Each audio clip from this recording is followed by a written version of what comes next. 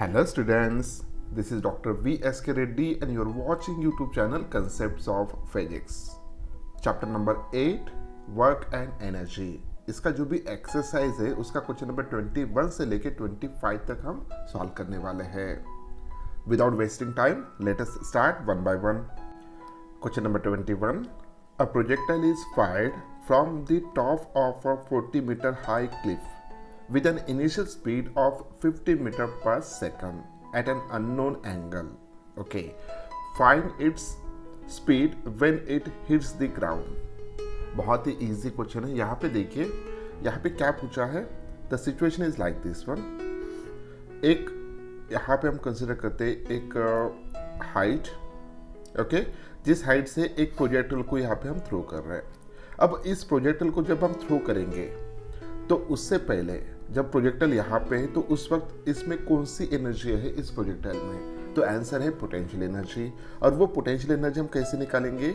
अगर ये height h है, ओके, अगर इसका मास है m, इसका अगर मास हम कंसिडर करते हैं m, तो mgh is nothing but the potential energy at this height. It is the mgh. Okay. अगर आप इस प्रोजेक्टाइल को प्रोजेक्ट कर रहे हो किसी भी एंगल से, जब हम इसको प्रोजेक्ट कर रहे हैं इस डायरेक्शन में, तो उस वक्त उसकी जो भी इनिशियल स्पीड दिया है that initial speed is nothing but the u. तो therefore it's kinetic energy should be equals to half mv square. Okay, half mv square. तो यहाँ पे एक चीज याद रखिएगा, आप अगर इस प्रोजेक्टाइल को किसी भी डायरेक्शन में थ्रो करते हो, चाहे वो डाउनवर्ड डायरेक्शन हो या किसी भी एंगल हो विद रिस्पेक्ट टू वर्टिकल या हॉरिजॉन्टल, तो भी उसकी इनिशियल स्पीड जो भी है u है, और यहाँ पे u है. अगर यहाँ पे उसकी काइनेटिक एनर्जी जो भी है scalar quantity, it is not depends on the size direction. Sorry, it's not depends on the direction, it's only depends on the initial velocity and mass. So therefore ये दोनों क्वांटिटीज स्केलर क्वांटिटीज है, और इसलिए जब हम इसको throw कर रहे हैं विद दिस वेलोसिटी, तो टोटल एनर्जी जो भी बनेगा, this total energy is nothing but the potential energy at that point plus its kinetic energy, okay, half mu square. So this is the total energy of that object when it is projected with the initial velocity u. अब ये जब projectile ये project करने के बाद ये जैसे नीचे आ जाएगा, तो नीचे जब आएगा तो जब वो स्ट्राइक कर रहा है उस वक्त उसकी जो भी वेलोसिटी होगा हम उसको v कंसिडर करके चलते हैं. v is a final velocity. अब वो जस्ट ग्राउंड को टच कर रहा है तो उसकी जो भी हाइट होगा with respect to ground it is equal to 0. Therefore जब वो स्ट्राइक कर रहा है उस कंडीशन पे उसकी पोटेंशियल एनर्जी 0 रहेगा, जबकि काइनेटिक एनर्जी जो भी रहेगा it is equal to half mv square. This is the kinetic energy. तो जब वो स्ट्राइक कर रहा है उस वक्त अगर देखते हैं तो टोटल एनर्जी जो भी होगा it is equal to half mv square. Okay. So initially जब वो यहाँ पे था तो उसकी टोटल एनर्जी था potential energy mgh plus half mu square. जब वो स्ट्राइक कर रहा है उस वक्त उसकी एनर्जी बन रहा है half mv square. According to law of conservation of energy neither created not be destroy. Okay, सिर्फ वो कन्वर्ट हो रहा है एक फॉर्म में से दूसरे फॉर्म में. जब वो यहाँ पे था तो पोटेंशियल प्लस काइनेटिक था, जब वो यहाँ पे पहुंच रहा है तो सिर्फ काइनेटिक एनर्जी है. तो ये दोनों एनर्जीज हम इक्वल ले लेते हैं. सो जब हम इक्वल ले लेंगे तब इक्वेशन कुछ इस तरीके का बनेगा. mgh plus mu square half आएगा यहाँ पे is equals to half mv square. तीनों में से m get cancel. Okay. So अब इसको हमें सॉल्व करना है. g की वैल्यू आप 10 ले सकते हो, h की वैल्यू यहाँ पे दिया है 40 मीटर, उसके बाद इनिशियल वेलोसिटी दिया है 50 मीटर पर सेकंड. तो on the basis of this one we can find out the final velocity. So 10 plus 40 ये हो जाएगा 400 plus half into u square, तो 50 मल्टीप्लाइड बाय 50 या डायरेक्ट आप 2500 भी लिख सकते हो यहाँ पे, is equals to half into v square.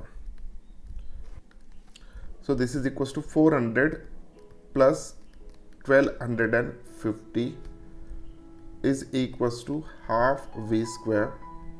Okay, अगर 2 को मैं इधर ला लेता हूँ तो कितना होगा, ये होगा 1650 multiplied by 2. So this is equals to v square is equals to 3300. 1 minute 100. Okay, तो on the basis of this one v की वैल्यू कितना होगा, तो v की वैल्यू लगभग हो जाएगा यहाँ पे 57.4 metre per second. So this is a final velocity when it is just try to hit to ground. उस वक्त उसकी फाइनल वेलोसिटी होगा 57.4 metre per second. Next question, question number 22.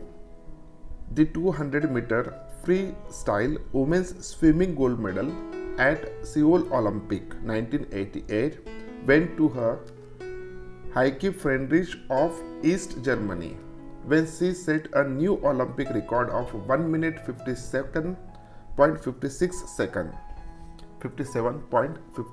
second. Assume that she covered most of the distance with the uniform speed and had to exert 460 watt to maintain her speed. Okay, इतना power वो exert कर रही है, इतना distance travel कर रही है, और यहाँ पे टाइम दिया है 1 मिनट 57.56 सेकंड में वो कवर कर रही है. Okay, calculate the average force of resistance offered by the water during the swim. बहुत ही इजी क्वेश्चन है. देखिए क्या क्या दिया है. सबसे पहले वो हम यहाँ पे रिकॉर्ड पे ले लेते हैं. तो सबसे पहले दिया है उन्होंने टाइम. तो टाइम की जो भी वैल्यू दिया है, this is equals to 1 minute 57.56 second. तो इसको अगर सेकंड में कन्वर्ट करते तो ये होगा 1 मिनट यानी 60 सेकंड प्लस 57 सेकंड यानी 117.117.56 सेकंड. ओके, इतना टाइम वो ट्रैवल कर रही है.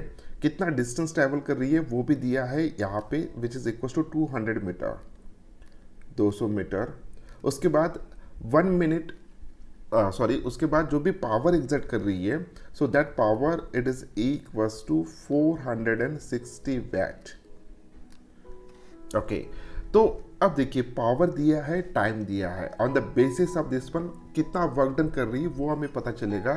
तो टोटल वर्क डन जो भी करेगी, so work done is equals to power per unit time, power into time, क्योंकि वर्क डन का पावर का फॉर्मूला होता है work done per unit time. So power into time. So ये हो गया work done. Okay, W is equals to P into T. P पता है, T पता है हमें, वो सबसे बाद में हम वैल्यूज डालेंगे. अब ये हो गया वर्क डन का फॉर्मूला. अब दूसरा वर्क डन का फॉर्मूला हमें पता है. तो work done it is equals to force into displacement. Okay, force into displacement. अब on the basis of this one we can write here force is equals to, इसके basis पे हम लिख सकते हैं कि फोर्स की वैल्यू कितना होगा. So work done upon distance. अब वर्क डन का फॉर्मूला पता है हमें P into T. Therefore force is equals to F is equals to P into T upon S. Just substitute all values you will get the force. P की value कितना है 460 VAT multiplied by time कितना हुआ है 117.56 second divided by S की value कितना है यहाँ पे 200 मीटर, 200 मीटर. जब भी हम कैलकुलेट करेंगे तो फोर्स की वैल्यू जो भी निकल के आएगा, the force is equals to or approximately equals to 270 newton, और यही वैल्यू आंसर में दिया है. ओके, इतना फोर्स वो एग्जर्ट करेगा, वो जो भी स्विमर है वो एग्जर्ट करेंगे यहाँ पे. Okay, against the water. देखते हैं next question, question number 23. The US athlete Florence Griffith junior won the 100 meter sprint gold medal at Seoul Olympic 1988, setting a new Olympic record of 10.54 seconds. Assume that she achieved her maximum speed in a very short time and then ran the race with that speed till she cross the line. Okay, तो initially उसने क्या किया, fast speed achieve कर लिया और बाद में उसकी स्पीड कांस्टेंट है जब तक वो क्रॉस नहीं करती लाइन को तब तक। Okay, take her mass to be 50 kg, उसका मास हमें कंसिडर करना है 50 kg। ओके, तो क्या क्या दिया है सबसे पहले देख लेते हैं। डिस्टेंस दिया है 100 मीटर, टाइम दिया है कितने टाइम में वो कवर कर रही है, इसके बेसिस पे हमें वेलोसिटी मिल जाएगा और उसके बाद उसका मास भी दिया है। ओके, तो सबसे पहला है calculate the kinetic energy of Griffith Joyner at her full speed.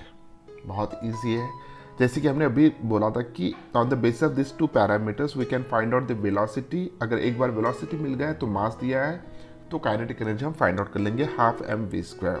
Okay, तो सबसे पहले 1 by 1 कैलकुलेट कर लेते हैं, उसके बाद सेकंड और थर्ड क्या पूछा है वो देखते हैं। तो यहाँ पे जो भी टाइम की वैल्यू दिया है, time is equals to 10.54 second, 54 second. Okay, उसके बाद यहाँ पे दिया है डिस्टेंस, तो डिस्टेंस की वैल्यू है 100 मीटर, 100 मीटर। मास दिया है which is equals to 50 kg।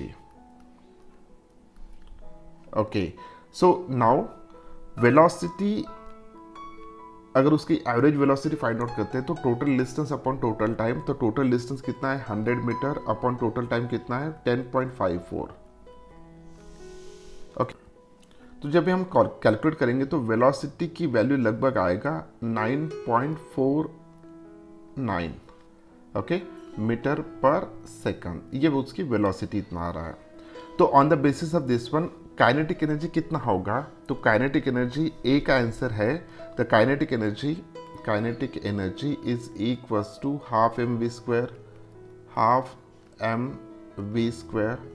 Okay, so half into mass कितना है 50 kg है यहाँ पे, इनटू वेलोसिटी कितना है 9.49, सो 9.49 का स्क्वायर होगा यहाँ पे। सो जब हम ये सॉल्व करेंगे, सॉल्व करने के बाद ये वैल्यू आएगा 2250 2250 okay joule. This is the kinetic energy. तो ए इसका आंसर आ रहा है 2250 जूल, 2250 जूल। ओके, अब सेकंड देखते हैं। Assuming that the track the wind exert या etc offered an average resistance of 1/10 of her weight. Okay, calculate the work done by the resistance during the run. Okay, so यहाँ पे देखिए उसका wait कितना है। सो wait अगर हम देखते हैं, weight is equals to m into g. m की वैल्यू कितना है 50 kg है और g की वैल्यू 10 ले लेंगे तो यहाँ पे हो जाएगा 500। ओके, अगर आपको 9.8 लेंगे तो यहाँ पे 50 मल्टीप्लाइड बाय 9.8 ले लेंगे, 9.8 क्योंकि दिया नहीं यहाँ पे 10 लो करके। So this is equals to 490 okay newton, इतना उसका वेट है। अब इनका कहना है कि जो भी ट्रैक है, विंड है, जो भी रेजिस्टेंस ऑफर कर रहे हैं उसकी वैल्यू है 1/10 ऑफ दिस वन, यानी जो भी रेजिस्टेंस यहाँ पे आएगा total resistance it is equals to 1/10 of this one is equals to 49 newton. Okay, 49 newton इतना रेजिस्टेंस वो ऑफर कर रहा है, ट्रैक हो या विंड हो। अब इतना रेजिस्टेंस ऑफर करने के बाद हमें फाइंड आउट करना है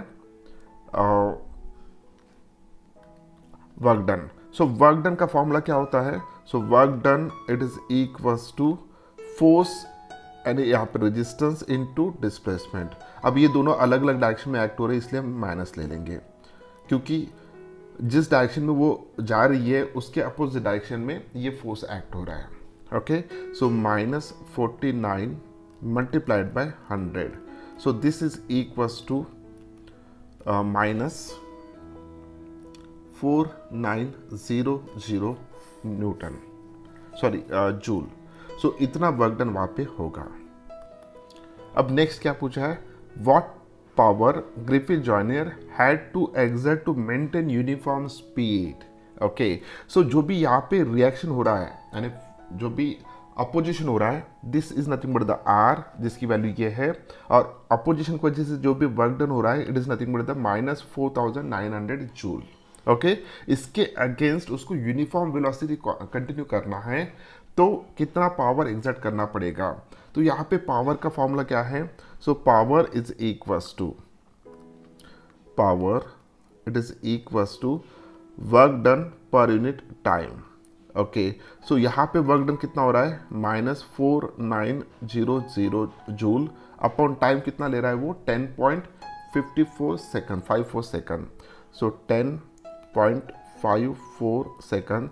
so this is equals to 465 watt. Okay ये होगा आंसर थर्ड। इसका कितना पावर वो ग्रिफिथ जॉयनर एग्जर्ट करेगा to maintain uniform speed? The answer is that 465 watt. Okay next question number 24। A water pump lifts water from a level 10 meter below the ground. Okay so कितना height lift कर रहा है वो? 10 metre. Water is pumped at a rate of 30 kg per minute. Okay flow rate जो भी है 30 kg per minute है with a negligible velocity. ठीक है calculate the minimum horse power the engine should have to do this. बहुत ही simple question है। तो 1 horse power is equals to how many watt, ये आपको पता होना चाहिए। तो यहाँ पे 1 HP that is the horse power is equals to 746 watt. Okay ये होता है, ये इक्वेशन आपको पता होना चाहिए, रिलेशन पता होना चाहिए। चलो देखते हैं अभी इसमें क्या दिया है।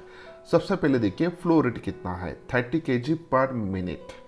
हमें पर मिनट नहीं चाहिए, हमें पर सेकंड चाहिए। तो पर सेकंड अगर लेते हैं flow rate, so flow rate जो भी है flow rate is equals to 30 kg per minute है डिवाइड बाय 60 करता हो तो ये 0.5 kg पर सेकंड हो जाएगा। ओके तो एक सेकंड में कितना मास ऊपर जा रहा है, कितना पानी का मास ऊपर जा रहा है? तो answer is that 0.5 kg। Okay अब पोटेंशियल एनर्जी कितना चेंज हो रहा है वो हम देखते हैं। The potential energy is equals to okay एक सेकंड में अगर देखते हैं तो potential energy is equals to कितना आएगा? mgh। तो m की वैल्यू कितना है यहाँ पे? 0.5 kg। g की वैल्यू कितना लेंगे हम? 9.8। h की वैल्यू कितना है? 10। सो जब हम इसको सॉल्व करेंगे, सॉल्व करने के बाद ये वैल्यू आएगा मेरे बट ये 5 हो जाएगा। 5 multiplied by 9.8 is equals to 49 joule. Okay 49 joule इतना पोटेंशियल एनर्जी वहाँ पे हो रहा है एक सेकंड में। अगर हम पावर की बात करते हैं so power is equals to work done per second time per unit time. So this is equals to work done कितना हो रहा है? 49 यूनिट और कितने टाइम में? एक सेकंड में। Okay in 1 second. So this is equals to 49 watt ही आ रहा है, 49 वैट। ओके अब पावर पता चल गया। अब HP में अगर हम कंसिडर करते हैं ओके सो हॉर्स पावर में कितने हॉर्स पावर का मोटर लगेगा? सो यहाँ पे आंसर है horse power is equals to total जो भी पावर आ रहा है that is equals to 49 divided by 456 watt, sorry 746 watt, 46 watt. So जब हम इसको सॉल्व करेंगे तो आंसर आएगा 0.06। ओके इसको हम अगर कन्वर्ट करते हैं तो इट्स अ 6.066 आएगा। 6.6 इंटू 10⁻⁻² HP। ओके इतने हॉर्स पावर का मोटर हमें लगेगा जो कि बहुत कम है। नेक्स्ट क्वेश्चन नंबर 25 और इस वीडियो का आखिरी question. An unruly demonstrator lifts a stone of mass 200 gram from the ground and throws it at his opponent. At the time of projection, the stone is 150 centimeter above the ground and has a speed of 3 meter per second.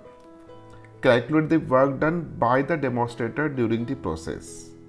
If it takes 1 second for the demonstrator to lift the stone and throw, what horsepower does he use? Okay, so बहुत ही बढ़िया question है, बहुत easy भी है, क्योंकि इस type का क्वेश्चन हमने ऑलरेडी सॉल्व किया है, क्वेश्चन नंबर 21। ओके, सो देखिए एक ऑब्जेक्ट है जो यहाँ पे रखा हुआ है ग्राउंड पे, वो ऑब्जेक्ट को हम ऐसे दिखा देंगे यहाँ पे। ओके, ये स्टोन है जिसका मास है 200 ग्राम। अब इस मास को यहाँ से लिफ्ट किया जा रहा है, यहाँ से लिफ्ट किया जा रहा है अप टू दिस हाइट।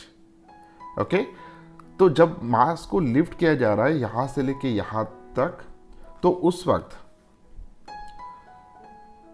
उसने जो भी वर्क डन किया है उस व्यक्ति ने, that work done is store in the form of potential energy, that is nothing but the mgh। Okay, और यहां से फिर उसको थ्रो किया जा रहा है ऊपर with the initial velocity of u which is equals to 3 metre per second. तो डेफिनेटली जब वो थ्रो कर रहा है तो वर्क डन कर रहा है, तो वो जो भी वर्क डन होगा it's nothing but the half mu square. तो यहाँ पे देखिए पहला वर्क डन जो भी किया उसको लिफ्ट करने के लिए, दूसरा उसको थ्रो करने के लिए, तो टोटल वर्क डन जो भी यहाँ पे बनेगा, so total work done, okay, so total work done is equals to kinetic energy plus potential energy, यानी पहले पोटेंशियल एनर्जी कर रहा है बाद में काइनेटिक एनर्जी कर रहा है। ठीक है, सो काइनेटिक एनर्जी कितना हो रहा है उसका, half mu square. Okay, half mu square plus potential energy कितना हो रहा है यहाँ पे mgh। So this is equals to half into m की वैल्यू कितना है यहाँ पे 200 ग्राम है, तो केजी में अगर लेते हैं तो 0.2 हो जाएगा, 0.2 multiplied by what is the initial velocity 3, उसका स्क्वायर अगर लेते हैं हम यहाँ पे तो 3 का स्क्वायर होगा 9 प्लस m की वैल्यू है 0.2, g की वैल्यू हम ले लेंगे 9.8, h की वैल्यू कितना लेंगे हम 150 सेंटीमीटर ऊपर लिफ्ट कर रहा है, तो ये होगा मीटर में कन्वर्ट करने के बाद 1.5। ओके, जब हम इसको सॉल्व करेंगे, सॉल्व करने के बाद ये पूरा वैल्यू आएगा 3.84 जूल। सो इतना वर्क डन वो कर रहा है। ओके, और इस पूरे प्रोसेस को करने में उसको कितना वक्त लग रहा है, 1 सेकंड, 1 सेकंड लग रहा है। So therefore total power exerted, okay, during this process, it is equals to total work done upon time. So this is equals to work done कितना है 3.84 upon 1 second. So this is equals to 3.84 watt. Okay, so इतना power वो वहाँ पे deliver कर रहा है। अब यही काम अगर कोई मोटर करता है या कोई डिवाइस करता है, ओके, मशीन करता है, तो कितना हॉर्स पावर का लगता था। तो यहाँ पे जैसे कि हमने इसके पहले भी कैलकुलेट किया, तो HP इज इक्वल्स टू जो भी टोटल पावर हो रहा है यहाँ पे, total power upon 746। So this is equals to, so 3.84 divided by 746।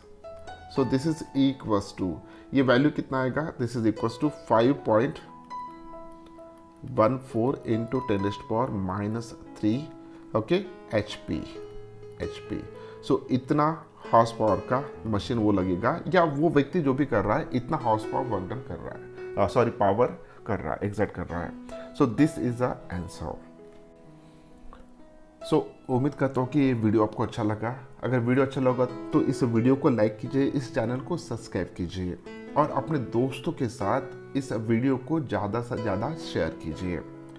Okay, तो ये जो भी हमारा सीरीज चल रहा है HC वर्मा सर के अनसॉल्व क्वेश्चन को सॉल्व करने का, ये पूरे फर्स्ट ईयर यानी 11th और 12th के पूरे जितने भी अनसॉल्व क्वेश्चन है पूरे HC वर्मा सर की किताब में, हम सभी को 1 बाय 1 सॉल्व करेंगे। तो मेरी एक ही रिक्वेस्ट है कि सबसे पहले आपको खुदों के उन क्वेश्चंस को सॉल्व करना है।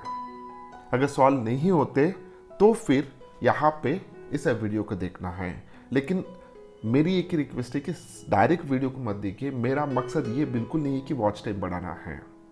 ओके, मेरा मकसद ये है कि जो बच्चे सॉल्व नहीं कर पाते उनके लिए ये मेरा ये वीडियोस है। ओके, तो मिलते हैं नेक्स्ट वीडियो में, तब तक के लिए बाय बाय।